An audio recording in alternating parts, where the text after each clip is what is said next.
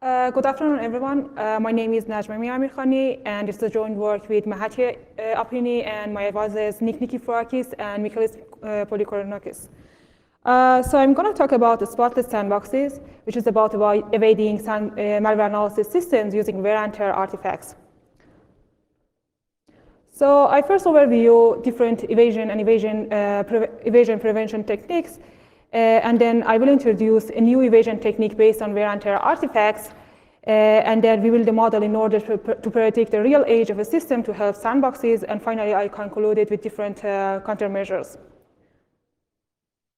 So the volume and sophistication of malware is increasing every day, and the only way to cope with this volume of attack is to automate this process. So the current approach, which is widely adopted, is the automated dynamic malware analysis techniques. In dynamic malware analysis technique, malware is getting executed in a controlled environment called sandboxes, and then its behavior will be observed. So sandboxes can be easily automated, but they face a big problem, which is the environment-aware malware. Environment-aware malware can probe its environment, and if it detects that it's running in a sandbox, it will stop execution or stop doing any malicious activity, and then in this way it will evade the sandbox. So there are different techniques that an invasive malware can use in order to bypass the sandbox. For example, it can use instrumentation artifacts, or it can use VM detection techniques such as using virtualization artifacts or red pills or timing attacks. So there are different defenses which are proposed in order to stop evasive malware. The first one is to just try to make a sandbox to look like a real system. But the problem with this approach is that it would be very difficult to make a virtual environment to be completely the same as a real system. So the other two solutions which are proposed is to just run a malware in an actual hardware on a bare metal system, or to just run a malware on multiple environments and then observe its behavior in different environments. So considering this arms race, one natural question is that what can an attacker do if all the traces have been removed from the analysis systems? Or what can be the next step for the attacker? So can we come up with a generic approach that can evade even bare metal systems? So if we look at the current evasion techniques, we see that they look into the current state of the system, and they actually try to check how realistic a system looks like. But if the sandbox has removed all the traces, there is no way to detect a sandbox. But we notice that there is one aspect of the system that is different from a sandbox, and even if all these traces have been removed, and that is the past use of the system. So we introduce a new evasion technique, which instead of looking into how realistic a system looks like, they look into how realistic its past use look like. The intuition behind this idea is simple. So when a user uses a system, wear and tear artifacts occurs in the system as a result of normal use. But in malware analysis systems, they usually roll back to a clean state, which is essentially a vanilla installation of an operating system with some changes. So if we rely on the wear and tear or aging of a system, it should be able to distinguish between a real system and a sandbox. So in order to study the feasibility of this idea, we first need to extract some features that shows the usage of a system or the age of a system. So we look into 5 different aspects of a system in order to extract sub-features. The first one is the network. So whenever a user connects to a wireless network or try to resolve a domain name or try to get the MAC address of a gateway, data will be cached in the ARP cache, DNS cache, or SSID will be cached. So we group together all such traces on the network category. The other aspect of the system is the browser. The browser stores the states of user interaction with the website, so we can extract the previous browsing activity of a user from the data stored in the browser, such as the cookies, visited URLs, or bookmarks, or the downloaded files, and so forth. Registry is another source that we extract wear and tear artifacts. So essentially, we extract the footprints of installing or uninstallation of applications, and we also collect information about the different caches of the system, such as stream cache or MUI cache from the registry. Event log of a system is another rich source that we can extract past user activity. So we extract such features from the event log, and we put together with other characteristics of the system under the system category. And the last aspect of the system is the disk or file system. So we look into the changes that happen into the file system in the form of like deleted files, cached data, or temporary files, and we extract wear and tear features. So in order to collect the data, we implemented the prop tool, which is essentially a Windows PE file, and when it gets executed, it will collect all the information, all the wear and tear, the values of wear and tear artifacts, and it will send it back to our server. So just one point I need to mention here is that in order to select wear and tear features, we are just limited to the privacy safe features because we are collecting data from real users. But in principle, an attacker can choose like many more sophisticated wear and tear artifacts, and which can be stronger than the artifacts we collected. For example, searching for specific files or specific applications installed on a system. But even with such a limitation, we show that our artifacts would be able to detect sandboxes with a high accuracy. So we performed a larger scale study on 270 real users that were mostly Amazon Turk workers, and they were from 28 different countries around the world. And we also collected data from fresh installations of different versions of Windows from our local VMs and also public clouds in order to have a baseline to compare the results. In order to collect the values of wear and tear artifacts from Sandboxes, we submitted our prop tools to different malware analysis systems, and in this way we collected data from them. And also, we also noticed that when we submitted our prop tool, we got multiple reports because they usually try to share the samples with each other or may try to run one sample on multiple machines to observe its behavior. So let's take a look at the values of wear and tear artifact in real systems and in sandboxes to see how these values will be different in real systems and sandboxes. So I just go through one or two examples of a couple of categories, but you can find like more information or the details of all the artifacts on the paper. So from the system artifacts, the history of Windows updates is directly related to the age of the system. And as you can see, it has wider and larger values in real systems than sandboxes. So it can be a very good feature in order to detect sandboxes. But in case of time difference between the first and last event log, you see that it has larger values for the sandboxes. And as we will see later, this is because the sandboxes, they usually try to fake their ages. So from the registry artifacts, one example is the number of entries in the shim cache, and as you see, it follows the same pattern, and the two distributions, the distribution in real system and sandboxes are completely different, so it can be a very good feature. But in case of the total number of shared DLLs, you see that the two distributions have overlap with each other, which makes it a little bit less powerful feature. So now we use all these features and put them together to see how well it can predict a sandbox. So we train a decision tree model on a data set of real users, sandboxes, and baselines, and we also apply a 10 trial adaptive boosting in order to increase the accuracy, and we also change the cost matrix in favor of false positive, because this is what an attacker would prefer to have, because an attacker prefers to miss a real system rather than compromising the sandbox. So to evaluate this model, we test the model on an unseen data set of real users and sandboxes, and we come up with an accuracy of 92%, which is promising. But the question is that what will happen to this technique if the sandboxes try to patch some of these artifacts?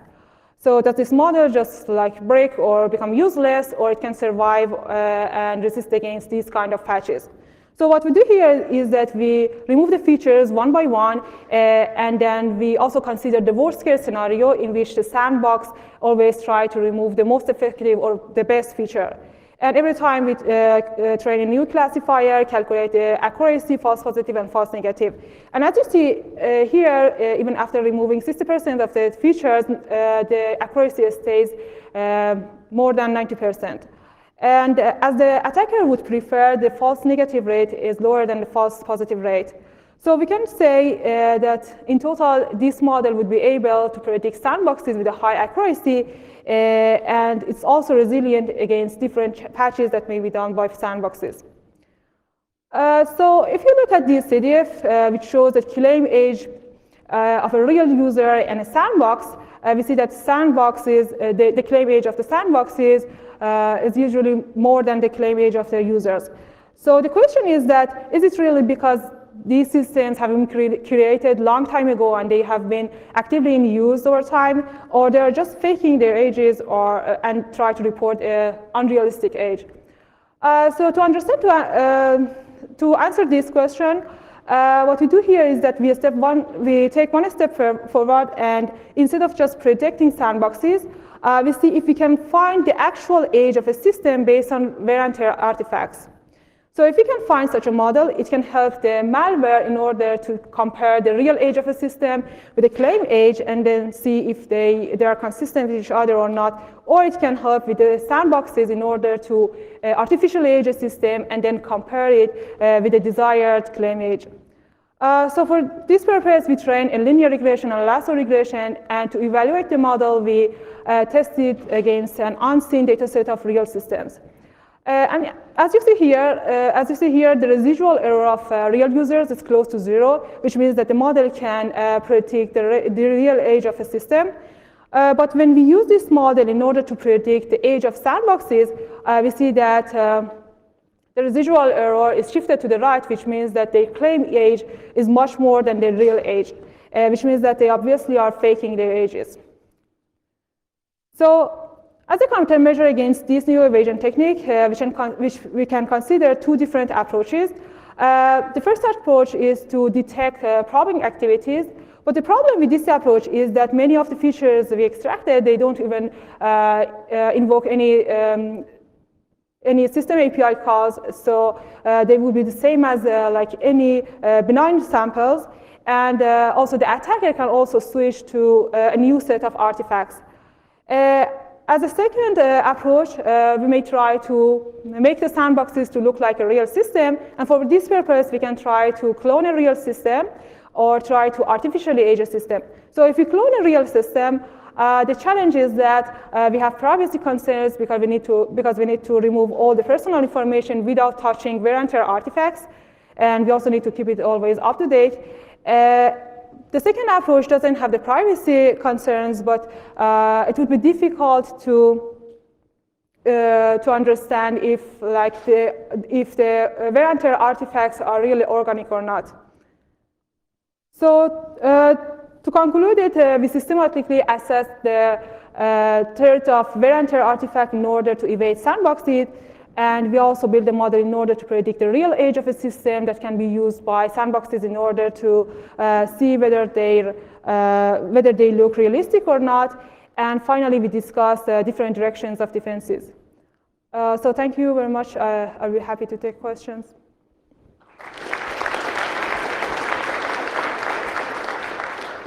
Hi, I'm Haosheng from UC Davis. I have two questions. The first is that how do you deal with the false positive, where the system is new, it's just been installed, and so it looks very fresh. So would your classifier think that it's a sandbox? So for the false positive, it means that it's not a sandbox, but it's detected as a sandbox. So it's a freshly installed system. Yeah. So, but it's not a sandbox. It's a real system on a physical machine. So how? So in this case, presumably your classifier would make a mistake, thinking that it's in sandbox. So have you considered this? Oh, you mean the systems of the real users, which look like a real, which is completely fresh? Yes, it's just being installed. Yeah. So this is the false positive of these cases. So the attacker would just miss those cases. Okay. So another question is that you mentioned that the privacy concern is something that prevents you from using a real system, a real old system. But how about using a system, say, from a library machine, some public terminals, right? So because they're public, there shouldn't be any private data on them.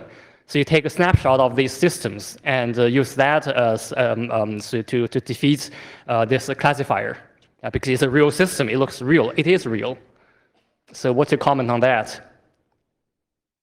So it's a real system, but still some private information are on that system, so you cannot use it in your sandbox. Well, it's a public machine, right? It's a machine in the library, so it presumably you shouldn't store any sensitive information on those machines. So it will endanger the user who has who is the owner of that machine, because well, there's no owner of the machine. It's a public machine in the library. It will probably say this is a public machine. Do not store any private information on the machine. So I don't get the question. There should not be any private data on the machine. It's a real machine, but so my point is that not all real machines contain private data. So you cannot make sure that no private information is stored on that machine, even if it's a library machine or like any kinds of public machine. Okay. Hi, Piers O'Hanlon. I was just interested to see if you'd know how many bits of malware sort of use these techniques. How many malware in the wild has used this technique? Yeah, like sort of try, yeah, how many percentage sort of use them to say, and what, do they typically sort of shut down their kind of bad behavior as a result of the detection? I mean, there was proposition about the WannaCry, that URL, the kind of kill switch, they said that was, but I didn't quite understand how that was detecting a VM. But anyway, I just wondered if you had data on. No, we haven't studied how many malwares in the wild have been used this technique, because it's just a new techniques we have proposed. So it's possible that some malware has already used this technique, and they already evaded the sandboxes, so they are not detected that we can find them. Okay. So would you be surprised if you did run across a piece of malware in the next year that used a technique like this? Yeah, maybe. Yeah, I mean, the logical sort of next move is then, let's see if we can work out how to make our real machines look like VMs, and then we'll shut off the... So I'm trying to flip your question around. So your assumption is that if a VM looks like a VM, then probably you can't get your malware to run. So if I can, what's your comment on taking a real machine and make it look like a VM so that I won't get infected? So going back to the earlier question so far to the previous gentleman, I know for a fact that many ransomware families that study actually won't run if it detects it's a VM. So maybe what you do here may be a good way to prevent ransomware attacks, because you make yourself look like a VM. So what's your comment on that? Can you just repeat your question? I didn't... I'm saying that I'm trying to flip your model around. Instead of making VMs look like real machines, can we make real machines look like VMs? Say by decreasing its age and erasing registries so that you don't get infected. Yeah, but when you need to touch different aspects of the system in order to make all the wear and tear artifacts to look realistic. And what would be some of the more important artifacts to erase so as to immune yourself against attacks? We can probably take this offline. It's okay. Sorry, Thanks. So I actually have a variation on that question. So maybe we'll try my version. I was looking through the list of features that you have. Oh, yeah. Let me start with, I like this work. I think it's really an interesting idea. I like the whole concept of it. I was trying to look through your features and try and determine, are these things that if I were going to set up a VM, I could just set the values on all of these things kind of immediately, so that the time it would take to set up a VM would still be a constant time kind of operation. So do you believe that all of the features could be set immediately, or do they actually require some time to elapse to take on their values? The thing is that the problem we introduced here is just we try to show the feasibility of this this approach in order to evade sandboxes. So the features we collected is just some examples of wear and tear features. So in principle, there are many more features. As I said, an attacker can use more sophisticated features, which doesn't have any like privacy concerns, in order to see whether a system is something real, is a real system or is a sandbox. So there is a very large surface that can be like touched by an attacker. So and you need to like make all these like wear and tear artifacts to be inconsistent with each other. So I guess like many of these things can take time. So as I said, you need to like artificially age a system in a very sophisticated way. So we will not like try to raise something, but something is still inconsistent with that. Thank you. All right, let's give a warm thanks to our speaker.